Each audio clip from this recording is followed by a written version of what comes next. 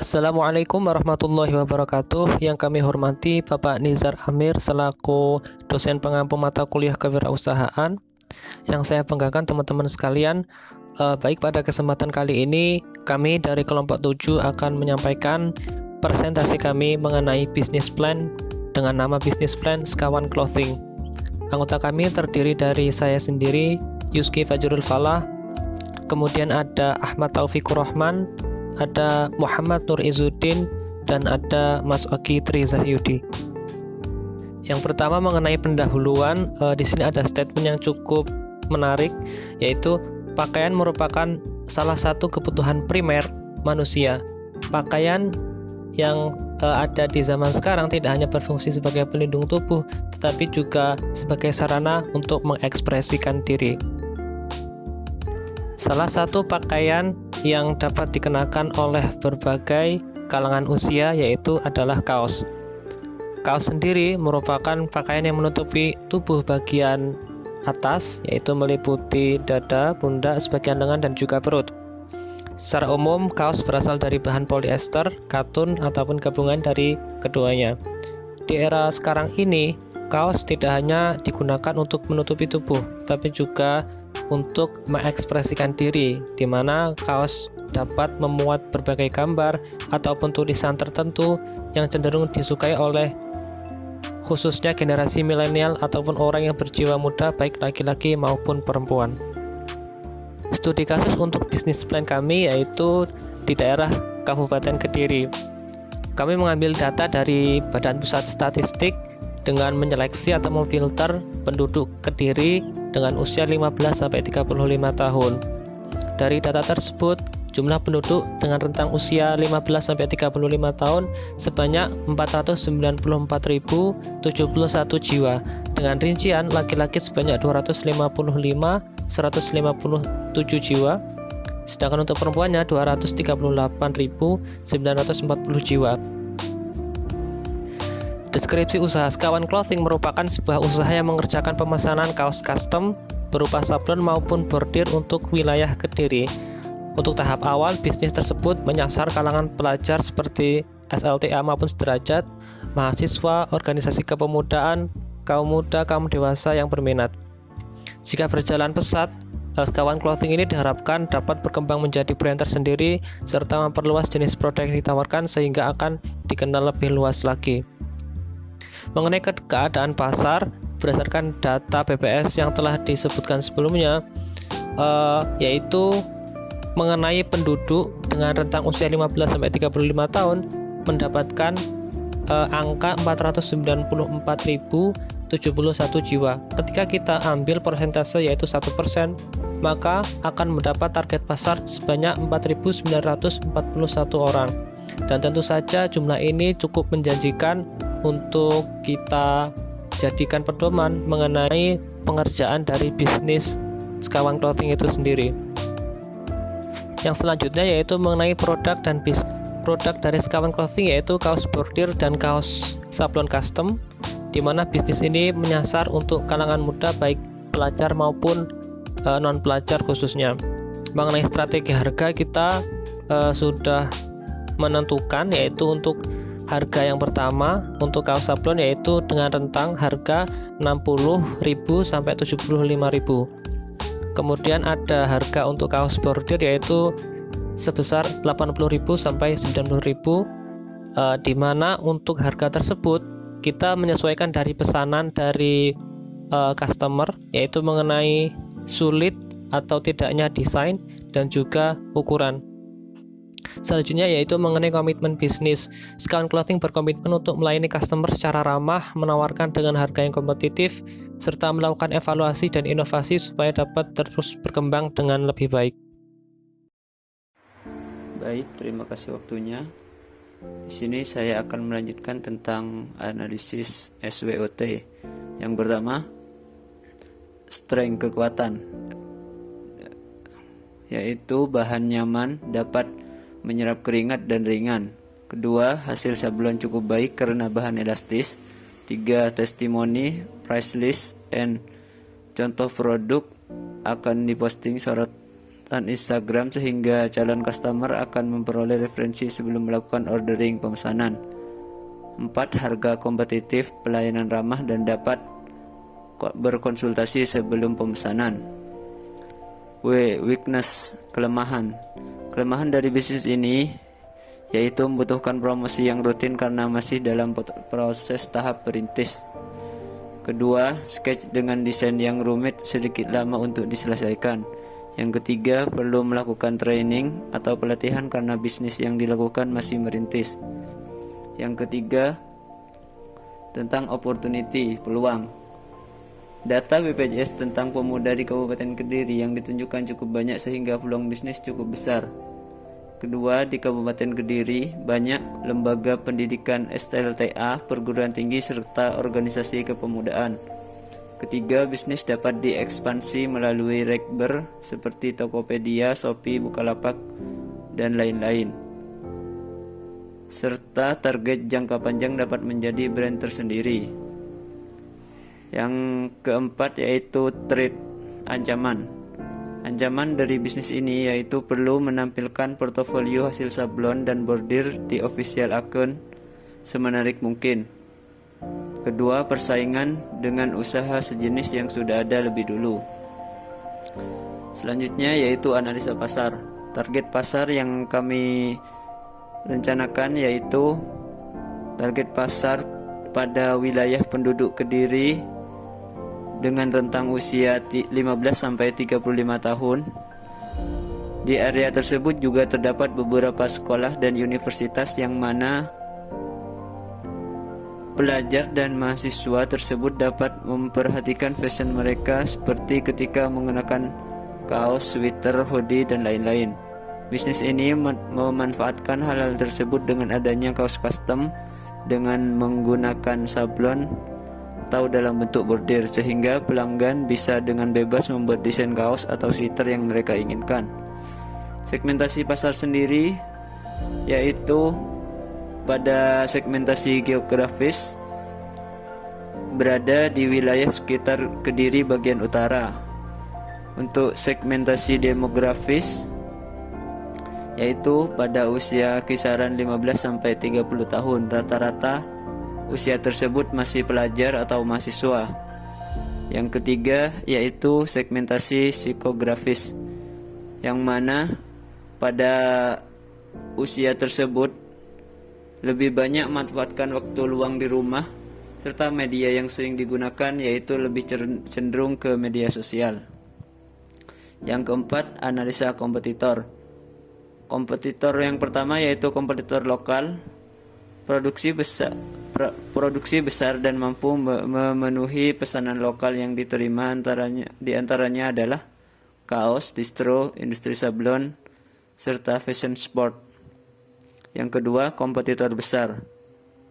Produksinya mampu menerima dan memenuhi pesanan lebih banyak dari kompetitor lokal dan produknya dikenal di banyak tempat, diantaranya UMKM, jahit rumahan, industri pakaian casual, dan fashion toko online. Selanjutnya yaitu nilai kompetitif. Yang pertama, kelebihan utama. Kelebihan utama dari bahan yang kami rilis ini yaitu bahan kaos yang digunakan nyaman karena berasal dari cotton. Yang kedua, bahan sablon yang digunakan elastis sehingga cukup awet. Yang ketiga, bordir pasa kaos dikerjakan oleh mitra yang terpercaya. Yang kedua, kelebihan ekonomis. Kelebihan ekonomis yaitu harga yang menyesuaikan dari pemesanan seperti rumit atau mudahnya desain dan lain-lain. Yang ketiga yaitu kelebihan penunjang.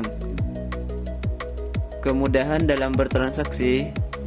Yang kedua, customer dapat berkonsultasi atau bertanya sebelum mereka order. Yang ketiga, terdapat portofolio produk yang diposting di official account. Baik, kali ini saya akan menerangkan tentang manajemen dan perencanaan. Filosofi bisnis Sekawan Clothing. Nama bisnis Sekawan Clothing terdiri atas dua kata yaitu sekawan dan clothing. Sekawan atau dalam bahasa Jawa mempunyai arti 4, yang mana 4 tersebut merupakan jumlah perintis bisnis tersebut. Sekawan juga mempunyai filosofi bahwa kita bisa bermitra, friendly, dan melayani dengan sebaik mungkin. Sedangkan clothing menunjukkan bahwa bisnis tersebut bergerak di bidang pakaian, terutama pakaian yang dijadikan sebagai media berekspresi berupa kaos, baju, dan lain-lain. Kedepan, Sekawan Clothing berusaha terus mengevaluasi dan berinovasi sehingga dapat terus berkembang dan berekspansi. Dalam bisnis Sekawan ini memiliki executive board sebagai berikut. Yang paling utama adalah leader yang berfungsi sebagai pengawas dari finance, administrasi, desain, public relation, dan operation. Sedangkan finance dan administrasi dia mengatur sirkulasi keuangan. Bagian desain untuk sablon dan bordir. Public relation mengatur pada pemasaran media sosial, kemitraan, hubungan dengan klien. Dan operation itu adalah karyawan dari bisnis clothing ini sendiri. Rencana lokasi yang direncanakan adalah rumah salah satu perintis yang berada di daerah Kecamatan Papar, Kediri. Hal tersebut dilakukan supaya tidak ada biaya invest, sewa, ataupun membeli lahan.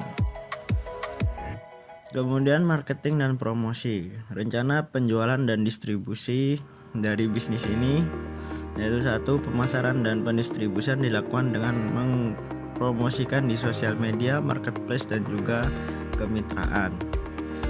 Kedua, toko offline sebagai tempat produksi. Dalam pendistribusian produk bisa dengan datang langsung, COD atau cash on delivery, atau menggunakan jasa pengiriman yang sudah menjalin kemitraan. Rencana promosi dan iklan terdiri dari 2, yaitu memberikan potongan harga, memberikan bonus, dan juga dengan yang lebih terjangkau tanpa mengurangi kualitas produk. Yang berikutnya, memasang iklan pada sosial media dan juga marketplace, serta bekerja sama dengan beberapa influencer dan selebgram untuk mengenalkan produk pada masyarakat yang lebih luas lagi. Baik, terima kasih atas waktu yang sudah diberikan. Saya akan melanjutkan tentang aspek keuangan. Untuk sumber dana dari usaha ini adalah sebesar 50 juta rupiah yang terdiri dari 25 juta modal pribadi dan 25 juta modal dari orang tua. Untuk perencanaan kebutuhan dananya sendiri terdiri dari aktiva tetap dan aktiva lancar. Untuk aktiva tetap berjumlah Rp10.975.000, yang dimana aktiva tetap ini adalah pembelian alat-alat yang digunakan seperti laptop, alat sablon, hair dryer, hanger, dan manekin, serta bahan-bahan yang lain. Yang selanjutnya adalah aktiva lancar. Untuk aktiva lancar berjumlah Rp9 juta. Aktiva lancar ini adalah bahan-bahan yang akan habis pada saat pengerjaan atau pada saat proses produksi, seperti bahan baku kaos dan bahan baku sablon. Untuk total kebutuhan dana ini adalah sesuai dengan investasi awal, yaitu sebesar Rp50 juta, dan untuk modal kerjanya sendiri adalah Rp8 juta per bulan. Masuk ke proyeksi keuangan. Proyeksi keuangan ini adalah termasuk pendapatan per hari, pendapatan per bulan, dan pendapatan per tahun. Untuk pendapatan per hari sebesar Rp880.000 diperoleh dari hasil penjualan.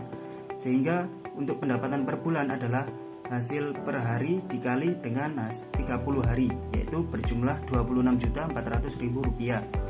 Untuk pendapatan per tahun juga sama, yaitu pendapatan per bulan dikali 12, sehingga pendapatan per tahun didapatkan Rp316.800.000. Selanjutnya adalah proyeksi biaya. Untuk proyeksi biaya sendiri itu adalah proyeksi biaya per tahun, sehingga totalnya adalah Rp276.720.000, yaitu terdiri dari pembelian bahan kaos, bahan sablon, untuk pembayaran kemitraan, gaji karyawan, biaya listrik, biaya perawatan alat, dan biaya endorsement. Untuk perhitungan laba atau rugi adalah laba atau rugi sama dengan pendapatan dikurangi dengan pengeluaran, sehingga pendapatannya adalah Rp316.800.000 dikurangi pengeluarannya yaitu Rp276.720.000, sehingga hasilnya adalah Rp40.080.000. Ini untuk laba kotor. Untuk earning after tax atau EAT tahun pertama sebesar 5%, sehingga 5% dikali dengan Rp40.080.000 sama dengan Rp2.004.000. Untuk EAT tahun pertama yaitu Rp40.080.000 dari laba tadi dikurangi dengan Rp2.004.000 sehingga hasilnya adalah Rp38.076.000. Untuk perhitungan penyusutan ARR, NPV, dan PI. Yang pertama yaitu penyusutan. Perhitungan ini adalah investasi dikurangi dengan modal kerja dibagi umur ekonomis. Untuk investasi sendiri bernilai Rp50 juta dikurangi modal kerjanya adalah Rp8 juta dibagi 5 yaitu umur ekonomisnya 5 tahun. Sehingga hasil yang didapatkan adalah Rp8.400.000. Bisa dilihat di bawahnya itu ada tabel yang berupa aliran-aliran dana yang terjadi selama masa ekonomisnya tersebut yaitu 5 tahun. Di mana tahun pertama EAT adalah Rp38.076.000, tahun kedua Rp48.076.000 dan seterusnya. Untuk penyusutannya ini tidak ada yang berubah karena ini adalah sesuai dengan sesuai dengan nilai penyusutan yang ada sudah dihitung di atas. Untuk proceed ini adalah jumlah EAT ditambah dengan jumlah penyusutan sehingga hasilnya bisa dilihat di tabel proceed. Sehingga PV kas bersih yang didapatkan adalah sekitar Rp188.023.240. Untuk perhitungan payback periode adalah nilai investasi sebesar 50 juta dikurangi proceed tahun pertama yaitu Rp46.476.000 sehingga jumlah payback periode adalah Rp3.524.000 dibagi Rp56.476.000. Untuk payback periode ini adalah jumlah dari Rp3.524.000 dibagi Rp56.476.000 adalah dari proceed tahun kedua, yaitu hasil tersebut dikali dengan 12 bulan sehingga hasil yang didapatkan adalah 0,74 bulan atau sekitar 7 bulan. Sehingga untuk payback periode adalah 1 tahun 7 bulan. Maka dilihat dari sini dapat disimpulkan bahwa payback periode lebih kecil atau kurang dari umur investasi, sehingga maka usaha ini layak untuk dijalankan. Untuk ARR atau Average Rate of Return, perhitungannya adalah total EAT dibagi dengan umur ekonomis, sehingga total EAT adalah jumlah EAT dari tahun pertama sampai tahun kelima dijumlah semua sehingga didapatkan Rp290.380.000 dibagi dengan umur ekonomis yaitu 5 tahun sehingga hasil yang didapatkan adalah Rp58.076.000. Untuk rata-rata investasi adalah investasi dibagi umur ekonomis sehingga Rp50 juta dibagi 5 sama dengan Rp10 juta. Untuk ARR-nya sendiri adalah Rp58.076.000 kali 100% dibagi dengan 10 juta sehingga nilai ARR adalah sebesar 5,80%. Untuk perhitungan ARR dikali investasi yaitu sama dengan 5,80% dikali Rp50 juta sehingga hasilnya adalah Rp290 juta, di mana hasil dari ini lebih besar dari modal usaha sehingga usaha ini layak untuk dijalankan karena lebih besar dari modal usaha. Untuk perhitungan NPV adalah NPV yaitu Net Present Value. Untuk perhitungannya adalah total PV kas bersih dikurangi dengan PV investasi. Bisa diketahui di tabel sebelumnya bahwa total PV kas bersih yaitu sebesar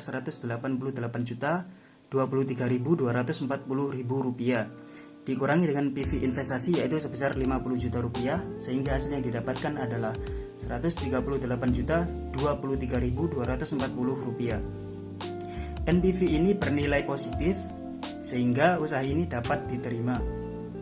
Selanjutnya yaitu perhitungan tentang Profitability Index atau PI. Rumusnya adalah total PV kas bersih dibagi total PV investasi. Untuk total PV kas bersih bisa diketahui dari tabel di atas yaitu Rp188.023.240.000 dibagi dengan PV investasi yaitu 50 juta rupiah, sehingga hasilnya adalah 3,76. Untuk nilai PI sendiri, karena lebih besar dari 1, maka usaha ini dapat diterima. Yaitu selanjutnya masuk ke contoh dari kaos. Nah, bisa dilihat dari gambar, ini ada beberapa macam kaos yang nantinya akan diproduksi. Terima kasih untuk waktu yang sudah diberikan, atau kami mohon maaf yang sebesar-besarnya jikalau ada kekurangan dalam hal penyampaian. Terima kasih sebelumnya. Assalamualaikum warahmatullahi wabarakatuh.